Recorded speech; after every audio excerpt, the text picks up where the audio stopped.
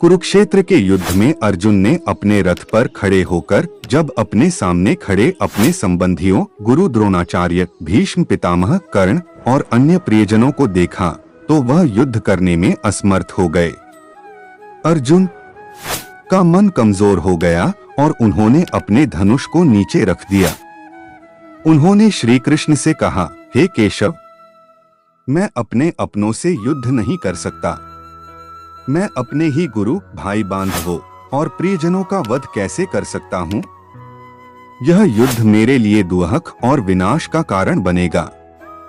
मुझे इसे छोड़ देना चाहिए। यह सुनकर श्री कृष्ण ने अर्जुन को गीता का उपदेश दिया। उन्होंने कहा, हे अर्जुन, यह शरीर नाशवान है, आत्मा अमर है। जो जन्मा है उसका मरना निश्चित है और जो मरा है उसका जन्म लेना भी निश्चित है। इसलिए इस सत्य को समझो और कर्तव्य के पथ पर अडिग रहो। कृष्ण ने यह भी कहा कि अर्जुन का कर्तव्य एक योद्धा के रूप में न्याय की रक्षा करना है, न कि अपने संबंधियों के प्रति ममता दिखाना।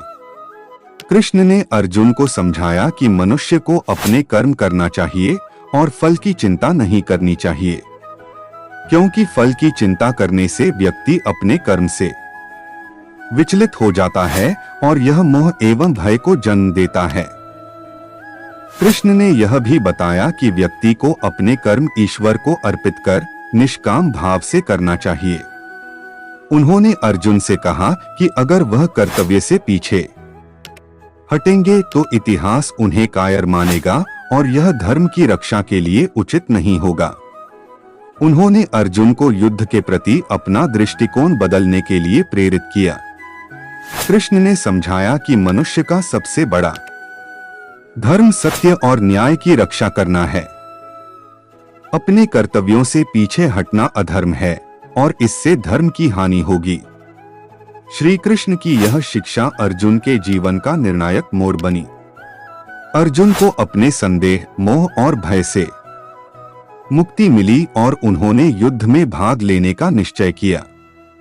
उन्होंने यह समझ लिया कि यह युद्ध उनके निजी संबंधों के लिए नहीं, बल्कि धर्म की रक्षा और अन्याय का अंत करने के लिए है।